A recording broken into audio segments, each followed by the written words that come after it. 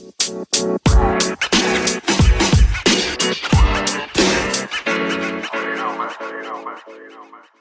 le podcast du pouvoir d'achat, épisode inédit, un an de coulisses du podcast raconté par son créateur. Bienvenue sur le premier épisode de l'année du podcast de conseils anti-crise et du pouvoir d'achat, PAEF.live. Je vous souhaite une très bonne année 2021, bien meilleure que 2020. Aujourd'hui, c'est un récit que je partage avec vous.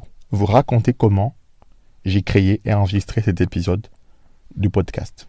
Pour ceux qui ne me connaissent pas, je suis Nidouard Daoud, je viens de fêter mes 39 ans, marié et père de famille. Certains disent que je suis dans la classe moyenne, mais après vérification, hélas, je fais partie de la classe populaire. Octobre 2019, avec des amis, on parlait d'un sujet tabou, l'argent, avec l'éternel sujet qui revient tout le temps, la hausse des prix, la hausse des charges, mais les salaires qui ne suivent pas. C'est un sujet qui est récurrent et chacun venait m'en parler en privé. Je me suis fait la réflexion suivante. Si je collecte et je publie l'ensemble des astuces, ça permettrait à chacun d'en profiter. Et pour profiter, il faut une plateforme où tout le monde ait accès. Et on va aller chercher les gens où ils tuent leur temps. Où est-ce qu'ils sont les gens? Ils sont sur Facebook et ils sont également sur YouTube et les autres réseaux sociaux.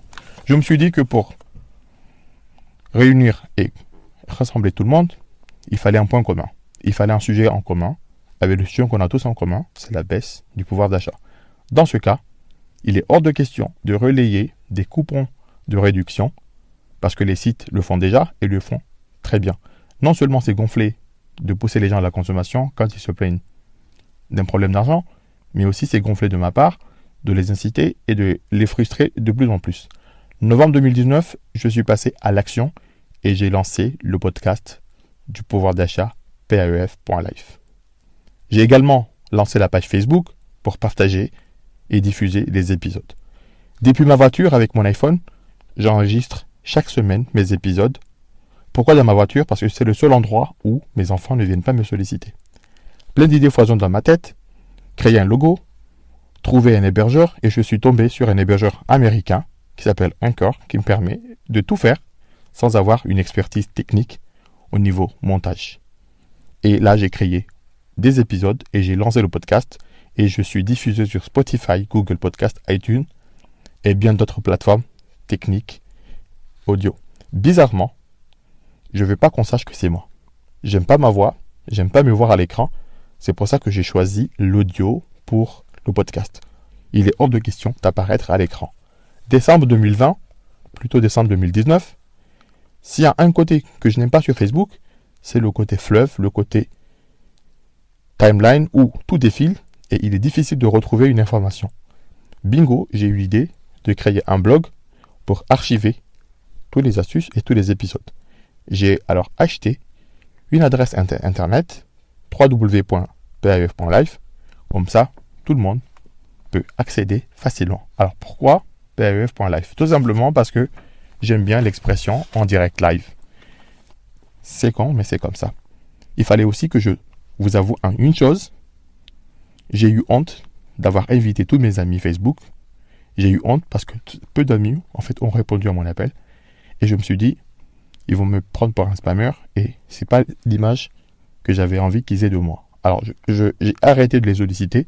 Je me suis dit, ceux qui ont vu passer mon message ou ceux qui voient sur ma page Facebook les publications des épisodes, s'ils veulent me suivre, ils peuvent le faire. À un moment, je me suis même fait un film dans ma tête. Je croyais qu'ils me prenaient pour un fou. Vers fin décembre 2019, j'ai eu une énorme surprise. J'ai franchi 1000 téléchargements du podcast depuis iTunes, Google Podcast et Spotify sans un sou mis en publicité. En janvier 2020, j'ai pris 2 résolutions. Doubler l'audience de décembre 2020, arriver à 2000 streams, chose que j'ai faite. Lancer également la chaîne YouTube pour permettre à ceux qui sont sur YouTube, bien sûr, d'accéder au podcast.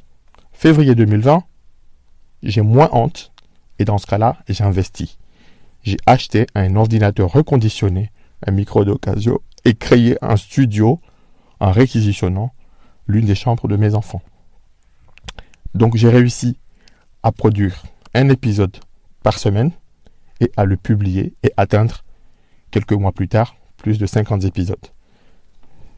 Mai 2020, le lendemain de l'annonce du confinement, le peuple étant tétanisé, tout le monde était refroidi, plus aucun champ ne bougeait, et je me suis dit, il faut que je sorte du bois. Et pour organiser le premier live, qui est suivi d'un second live dédié aux questions bancaires et aux questions d'assurance. Donc, les lives, il fallait que je me montre. Moi qui n'aime pas m'afficher, qui n'aime pas me voir à l'écran, il fallait que je lance la caméra et que je réponde aux questions. Avril, mai, juin 2020, ça sonne comme une évidence, le pouvoir d'achat est devenu la préoccupation des Français. Au dernier épisode du mois de juin, j'ai décidé de prendre du recul pour les 2 mois d'été. Une pause bien méritée et je n'ai pas réussi à embarquer mon studio mobile jusqu'à la campagne. Septembre 2020, j'ai franchi le cap de 50 épisodes produits sur l'année 2020. Il y a 5 saisons et quelques inédits avec des moyens artisanaux. De nombreux éditeurs me sollicitent à titre individuel pour des questions personnelles. À l'approche de la date d'anniversaire, ayant fait pas mal d'investissements pour améliorer le podcast, je me suis fait la réflexion suivante. Pourquoi ne pas faire un appel aux dons, ne pas demander à la communauté de contribuer au financement du podcast? Dans ce cas-là, 3 idées me sont venues.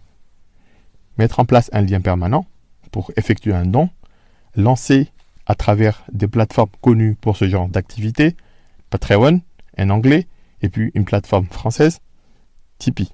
Octobre 2020, j'ai lancé une cagnotte Facebook et Dieu merci, j'ai récolté 124 € pour aider à financer le podcast. Pas évident de solliciter la communauté, mais il le fallait bien. Novembre 2020. 3 choses se sont produites en fait sur le podcast. Non seulement j'ai franchi les 10 000 téléchargements du podcast, le podcast est écouté en France, aux États-Unis, au Canada, en Chine et bien d'autres pays. J'ai aussi également lancé des prestations de coaching financier et de coaching budgétaire pour permettre aux éditeurs qui ont des questions personnelles d'être accompagnés. Mais j'ai aussi lancé des masterclass, c'est-à-dire des séances de coaching en groupe où on va aborder un sujet et puis trouver ensemble des réponses. Décembre 2020, je me suis lancé dans l'e-commerce. J'ai proposé à mes auditeurs des cartes cadeaux originales à offrir. Une carte dédiée, par exemple, à un diagnostic d'assurance, une carte dédiée à la préparation d'un projet immobilier, une carte dédiée aux jeunes couples pour préparer leur budget à 2, et bien d'autres cartes pour préparer le financement des études des enfants, la retraite et bien d'autres projets comme l'investissement en bourse.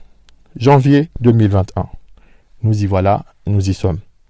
Rien n'est inscrit, tout est à faire.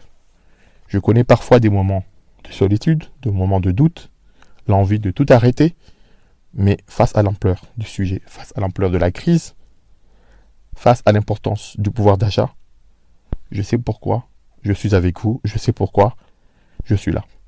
Aidez à chacun d'entre vous pour augmenter son pouvoir d'achat. Je vous souhaite encore une très bonne année et merci à vous et merci d'être là. N'hésitez pas à me manifester votre soutien pour permettre d'avancer tous ensemble. À très bientôt.